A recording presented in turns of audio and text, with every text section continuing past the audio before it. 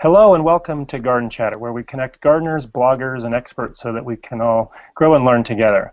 I'm super excited to have a great guest on tonight, and this is our 20th show, our 20th episode of Garden Chatter. So I know on the first one I remember thinking, I wish I had 20 of these under my belt because I was so nervous. So I still get a little nervous, but I'm doing better. So this is a great format because you can join the conversation live and leave questions or comments for us. So my co-host Bren is going to show you how you can join the conversation live and introduce our guest. So Bren, how are you? Very good, thank you. We got a little bit of a warming trend going on here in Ohio. So we're looking at above freezing, so that's always good in March. And so if you are joining us tonight on the Google Hangout, you're going to want to click right up in the right-hand corner there. You'll see a grid, and when you hit that, there's a Q&A that will show up. Click that again, and you'll get a nice little comment bar on the right-hand side. So be sure to say hey, and throughout the presentation tonight, be sure to ask us a question, and you can also connect with us using the hashtag Garden Chatter. And so tonight I'm really excited. We have a fabulous Midwestern creative. He's just amazing. I just adore Tony. I'm going to slaughter your last name because I'm not Italian. Abruscato. Did I do it? Oh, that was perfect. That was perfect. You got it down. You're honorary Italian. It must have been the pasta and wine I had tonight, hey? Oh, there you go. Adam? Well, why don't we get started and just learn a little bit about what Tony's been up to. It sounds like he is a gardener way back, and I heard a rumor that he had some stories to tell about getting into gardening. So Tony, you want to share some of that? I would, and it's kind of it's a fun little story for me, but I think it's very indicative of what people go through and what we're trying to teach at the Flower and Garden Show. So when I was a young kid, my dad was an arborist and always was involved. We were outside, we were working on it, that I wanted to have my own vegetable garden. And so I went out with a shovel and I dug up a big square in the back of our yard, and I didn't know anything about soil amendments or remediation or doing anything, but I dug out this spot and I threw down some seeds and I started watering and caring for it. And lo and behold, things started to grow, and I grew lettuce and I grew carrots and radishes. And so I always tell people I can remember back to the very first time that I made a salad with the lettuce that I grew in my garden, and I can close my eyes and I can taste it. It was so memorable for me. And I remember my dad looking at me and saying, "Now this is great. All summer long we're going to have fresh lettuce." And I said to him, "Well, I only grew 2 rows." And he said, "Well, you cut it, right?" And I said, "Well, no, I just pulled it out. It was done." And so I didn't know any better. And so that's how I look at the Flower and Garden Show, teaching the basics, teaching people to do it, and letting them know how they can do things on their own. And so that's kind of my story about how I ended up getting involved in all this, but how I found it to be interesting as a kid, and it just kind of, pardon the pun, grew from there. So how did you go from, there must have been, did you continue gardening and being involved in the industry as you went through your teen years and into adulthood, or where did you? Well, you know what, it's interesting. I continued gardening and I had an interest in plants, but I ended up, and I was president of the Wheeling Park District. I was the youngest elected official in the state of Illinois, and I got involved in, again, being outside and active and doing all of these things. But I really, and later in my life, I got involved. I left the finance business and marketing business, and I got involved in an event company. And that event company, back in '06, got involved with the Chicago Flower and Garden Show, and I immediately took to it, and I loved it, and I started working on it and helping produce it. And then in 2011, I decided to create Flower Show Productions and begin the production of the Chicago Flower and Garden Show. So I bought it and took it over. So I always used to tease that I'm not necessarily a horticulturist and an industry person. I've had a love for gardening and a love for landscaping, and it's actually really taken off since owning the Flower and Garden Show. And then I approach the Flower and Garden Show literally from my perspective, bringing in professionals, obviously on the higher end, but bringing in my perspective of not being an industry person and knowing what a consumer would want to know at a show like ours. Well, I have to let you know that the Twitter stream's going a little crazy here. We got a lot of people that are tweeting out to let us know that they're watching. And here on Google Hangout, Mike Now, he's a Chicagoan. You know Mike. He's just saying hey. And we have. Oh yeah, we love Mike Novak. He's great. And we have. I want to say hi to Lisa. Lisa is the houseplant guru, and I know she's going to be at your show this year, Tony. So she'll have to reach out and say hi to you. Absolutely, absolutely. You know, it's one of the nice things. I meet some of the best people through Flower and Garden Show, and people that really, you know, have a passion for it, and we're able to share that together for these 9 days in Chicago. It's awesome. Well, I like how one of my favorite parts about your show is not only is it in the Midwest, so it's always nice to see everyone. We have, you know, we all have a lot in common. Although you do have a lot of people from throughout the country. In fact, I think I met a couple of women last year who were visiting even from France for your show.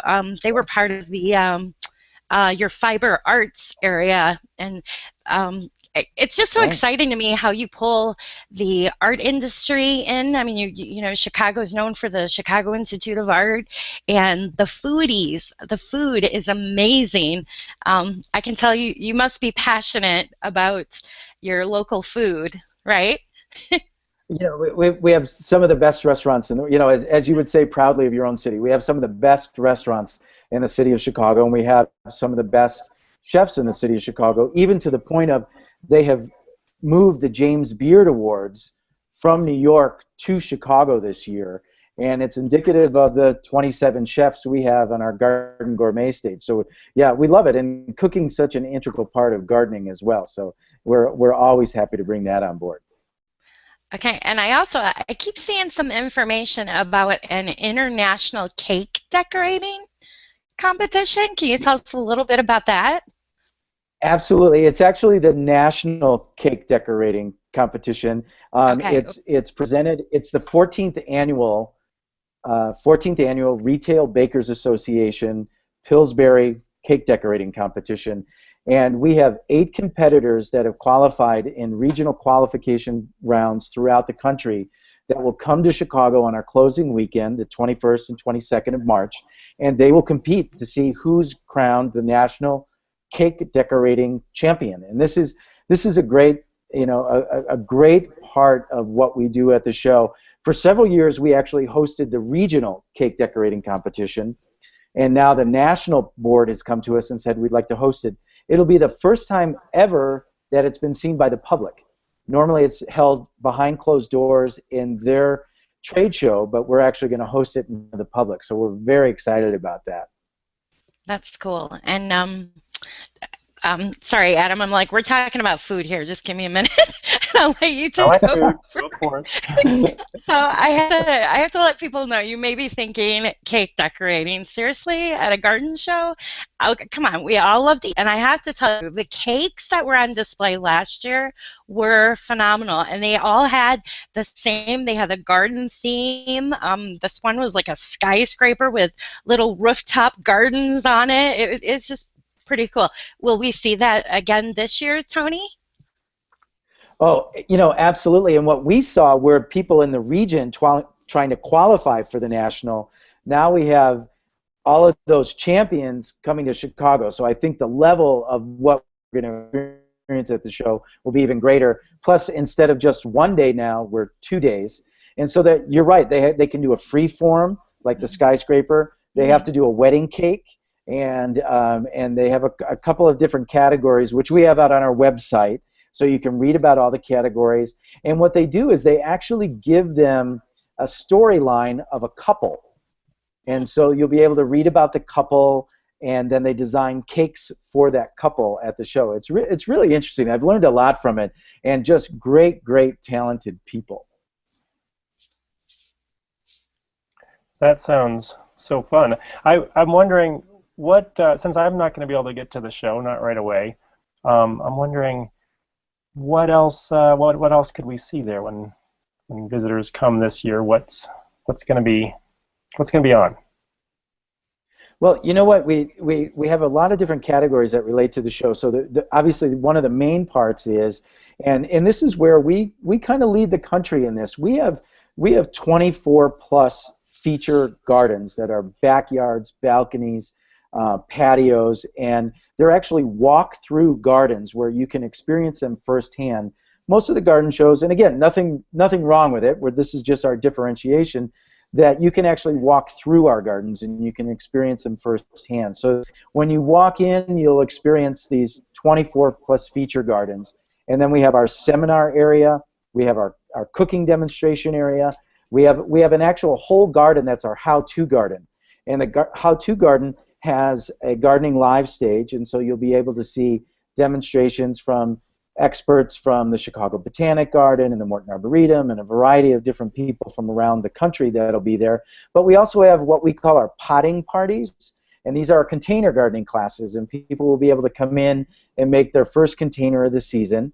They'll be on with Tu Bloom, who was our expert last year that did all these container gardening classes. And then we've added a cut floral design class this year with our sponsor Mariano's, and so people will be able to do their own tulip design in a curly willow armature. So then we have that class. And then one of the things that I'm most proud about as an aspect of the show is our kids activity garden. We actually expanded our kids activity garden this year by another 2,500 square feet because we've had such a great response to it, and it's bringing kids and families into our show.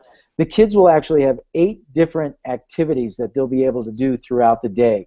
Anything from experiencing a bug zoo from the Illinois Master Gardeners to working with the Cole Children's Museum to create their own bug habitat. They'll be able to plant seeds. They'll be able to plant a plant, a whole thing. And so our kids' activity garden is something that people are really going to be able to experience that they don't see anywhere else throughout the country. And so we're excited about that. And then I always talk about our marketplace area, which is kind of a well-rounded area where you can find some of the latest and greatest in greening and landscape.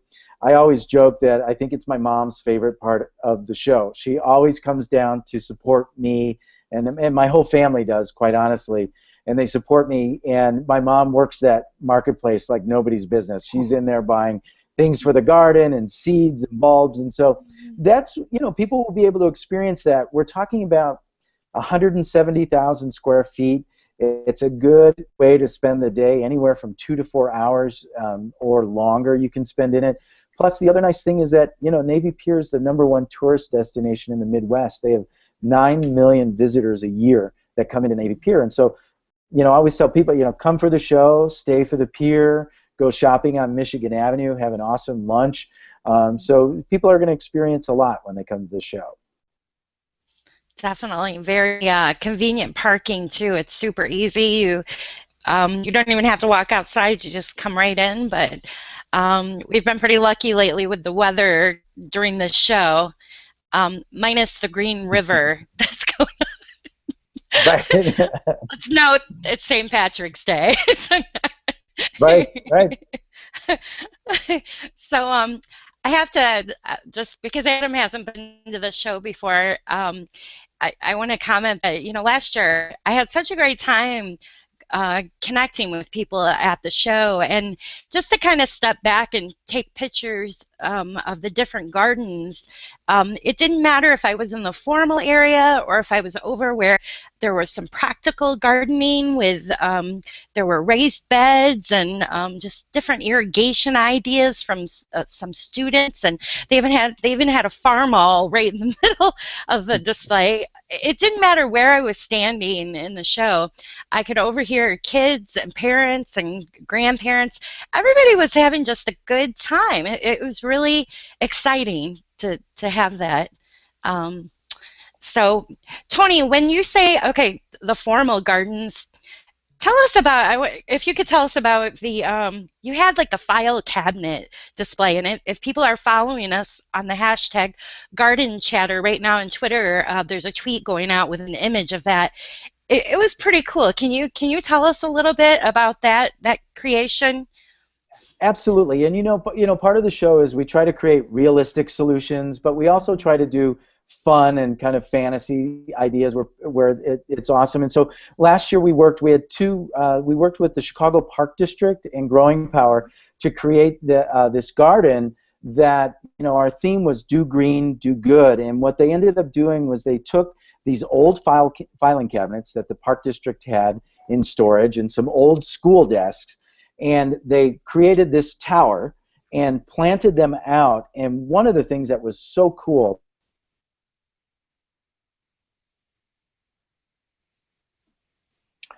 Looks like we lost Tony for a second. Oh no!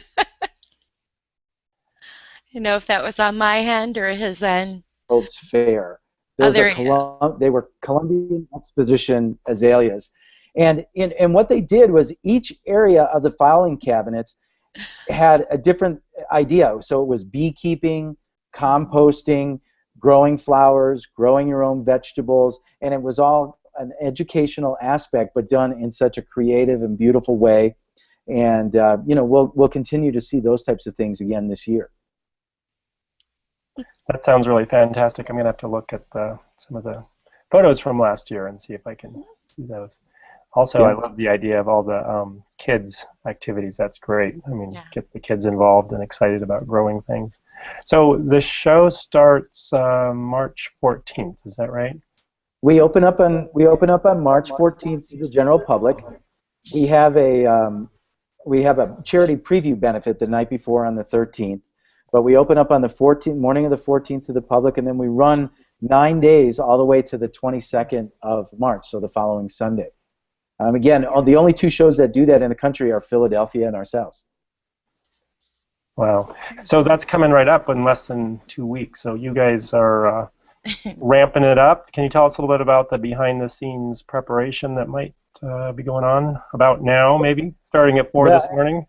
Actually, yeah, starting at 4 this morning, I was over at Navy Pier and we started bringing in the first sets of our 1,300 tons of sand and soil, and we started bringing in all of our theatrical lighting for the gardens and doing all those things and taping floor ports and bringing in stone deliveries and rocks and boulders. And so it takes about 11 days to build the show.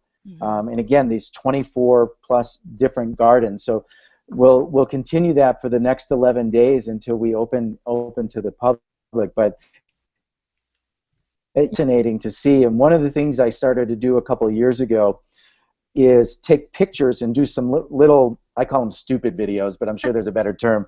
But I take a selfie video basically and post it up and give an update about what's happening during the day. And so people are able to see different photos of the actual build out. Most people like to treat it like Oz, I think. You don't see what's behind the curtain, you just get to see the final product. And I believe that people want to see that process and they want to know what goes into it. And so that's one of the things that people can do on following us on Facebook. We will be posting pictures every day of the progress that we make at the show. Very cool. Will those be on Twitter as well, or? We will do some on Twitter and Instagram. Okay, and then everybody should follow Chicago Flower hashtag. Is that correct? That's correct. On all of our social media outlets, we're Chicago Flower. So whether it's Pinterest or Instagram, Twitter, and then we use hashtags Chicago Flower and then also Do Green, Do Good as part of our social media. Very good. So what are some of the other things that you're up to in addition to the flower and garden show? Do you have some other projects that are in the works or any other events that you want to share?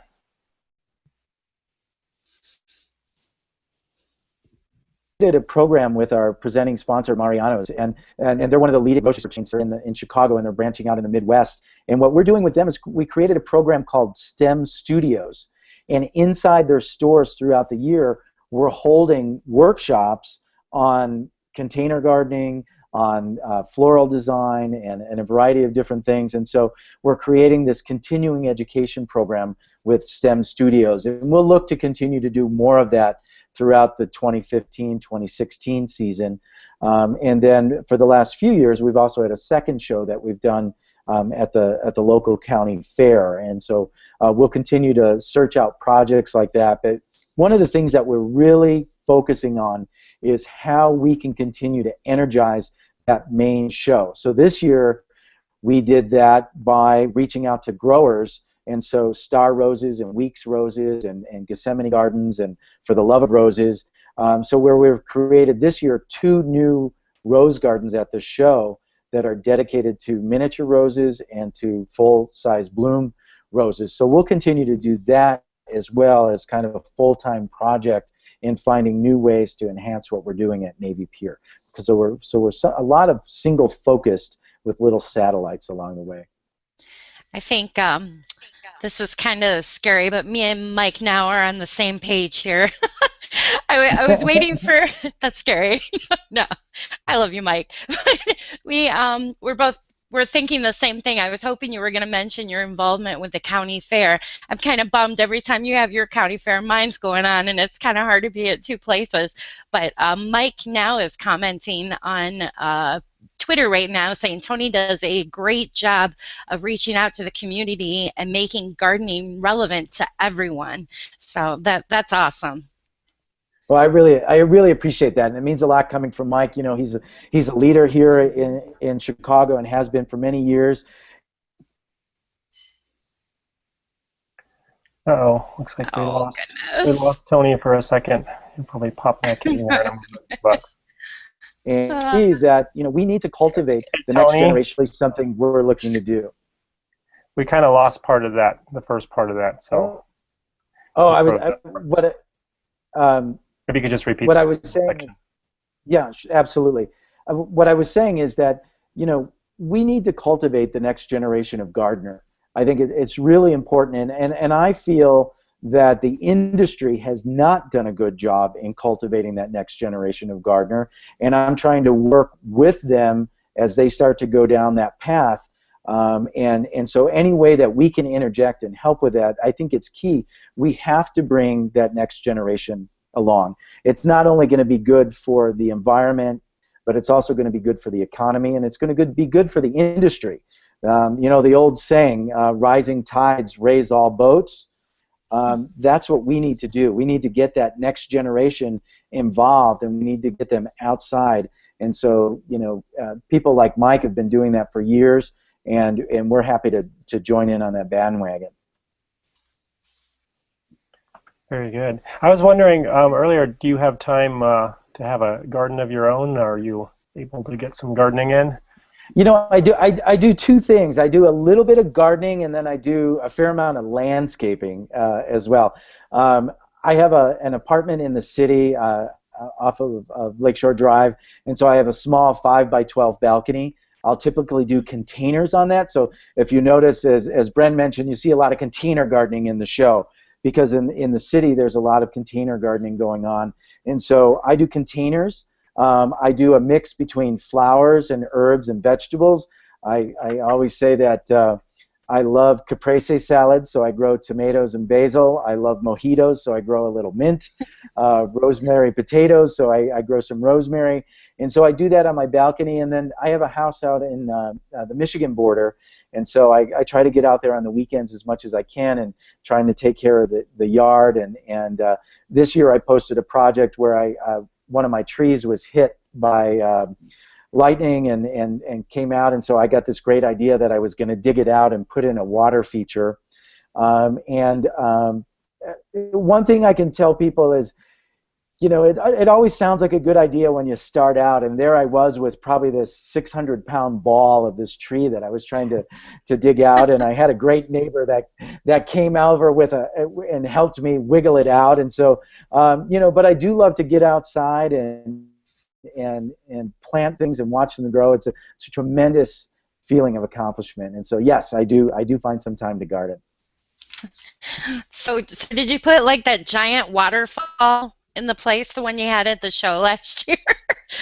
I wish we had that cascading waterfall last year that was amazing. I did go to one of our partners, Aquascape, who leads the way in water features, and I bought one of their little fountains, and so I put in a pondless fountain, and created that.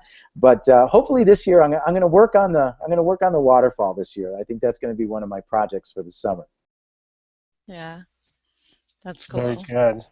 I Yeah. just noticed on the Google Hangout page that Jeanette Tuata, who we had on the show a while back with Tower Gardens, said, Tony, glad we share the same vision of thinking about involving the future generation.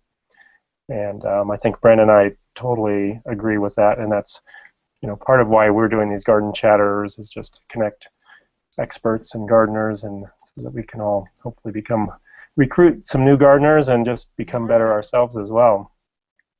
One of the things that I've found, Adam, is that in dealing with this is that people don't know what to do. They don't know what to grow or how to grow it. Oftentimes, what happens when you get into the industry is that everyone knows what to do. So Brent knows how to garden. You know how to garden. Amanda Joy here is doing community gardening. But when you end up with the general public, they become intimidated. So rather than be wrong and rather than be unsuccessful, they do nothing at all. And so part of our goal is demystifying that. And we find 3 things that we do with the show, and it's kind of what you're doing here. We try to inspire people with what they see, but then educate them about what or how they can do it on their own, and then motivate them to go out and do something. And so shows like this and shows like Mike does and these gardening groups around the country are really starting to demystify gardening and showing people what they can do. And so I always joke, you watch some of these gardening shows on TV and they never have a dead plant. Everything's always successful. The tomatoes are grown, the cabbages are ripe, and there's no bugs and there's no rabbits, and there's failures in gardening, and it's trial and error and process. And so what we try to do is give people that education so that they have fewer failures, but it's going to happen. It's going to be part of it, and we want to tell them it's okay. Yeah, that's a very good message to keep reminding everyone, because it's just a process. It's definitely learning. What are you? Maybe we'll wrap it up in a little bit, but Tony, what are you excited about the show? Is there a particular element that you're looking forward to this year that maybe is new, or thoughts on that? You know what? I am. There's a few things I'm excited about, but it's always hard to pick one, because then the person that you didn't pick is giving you a hard time about that. But I have to say, in a broad spectrum, one of the things I'm really excited about is, more so than any other year, we have gotten more of the growing industry involved with the Flower and Garden Show. So between our tulip garden and our hyacinth variety garden, and now our 2 rose gardens that we have coming in, and we also have a garden that's being built by Jack Barnwell for proven winners. And so we have a lot of growers now involved with the show. We're getting supported by Bailey Nurseries and Monrovia and a bunch of others that I think are key to our success and our future success of the show. And so I'm excited about that. But having rose gardens at the show for the first time in probably 2 decades is something I'm excited about. We have a wonderful garden that's being produced by one of our sponsors, NPL, that is a construction company. And everyone's like, well, what's this construction company doing? But one of the things that they do is they do utilities. And so they're putting gas lines and utility lines in people's yards and parkways. And they've built an entire garden about consumer awareness and consumer safety, about how to call before you dig, and make sure that before you're planting that tree and before you're doing something, that you're not hitting utility lines and you're not hitting a gas line. And so it's exciting to see other parts of the industry come together inside the Flower and Garden Show. So in a broad spectrum, I'm excited about the new involvement that we're getting from different aspects of Chicago and different aspects of the industry. And so having those growers, though, is key. And I'm telling you, when we get to OFA Oh, Whoops, we lost Tony again for a moment. noticing a pattern. Yeah, Must every be. few minutes. It's the windy. banging It's away the on their windy. door to make sure that we get them involved in the show. It's the windy city. It keeps. We were just joking because you disappeared for just a moment again. So, well, Oh, okay. Excellent answer, Tony. I'm sure that you did not offend anyone. Sounds exciting. I think that's cool. I think that's cool. You have the utility people on this because being out in the country, I never actually thought about that whole wow, that could be really dangerous in town. You stick that shovel in, and that's bad. In the city and suburbs, you're talking about a utility pipe being anywhere from 18 to 24 inches below ground. Well, when you're digging out to plant a tree or a shrub, you're going far beyond that, depending on the size. So it's a great thing. And again, they saw the value in it, and we're excited. Very cool. Very good. Brenda, did you have any last questions or thoughts before we wrap things up? No, I'm really excited. It's going to be cool to see all the rose gardens, and then you have some fabulous speakers there, so people can go look at the rose gardens, and they can go in and listen to Susan Fox and share about roses. Or let's see, you got Shauna Coronata, right? And Amanda, Joy, Absolutely. I'm sure, yeah. We've got on our website. I encourage everyone. There's a whole section on our speakers and our how-to garden, and then also we've got a new thing as a scheduler. And if you click on that, you can pick the day you're coming to the show and the times you're going to be there, and it'll show you all the activities that are happening during that period of time. Very cool. Well, I'm excited. I know there's a whole group of our Twitter friends that are in for the event. It's going to be quite the show. So Adam and everybody else, you'll have to follow the hashtag Chicago Flower, right? Yeah, absolutely. I'm kind of jealous. I would love to be able to go. But a long ways. Well, let's see, Bren, where can people find us for Garden Chatter? Well, I would invite everybody, if you're watching this live or you happen to come across this Google event page, to click on Adam or my face or Tony's face. You can follow us all just by clicking that. Or continue using the hashtag Garden Chatter on the Google site. You can put that in the search. And, of course, on Twitter, you can find we've got some cool shows coming up heading into spring, right? Absolutely. So come and join us, and thank you to all of you that have joined us and joined in the conversation. We really appreciate you. And thank you so much, Tony, for taking the time and joining us. It's been fantastic hearing what you're up to. Well, it's my privilege, and I appreciate you allowing me to share what's happening at the show. And I do encourage people, check us out. If you haven't come by the show. It'll be more than you ever expected. So thank you. All right, thank you. And we'll wrap with that.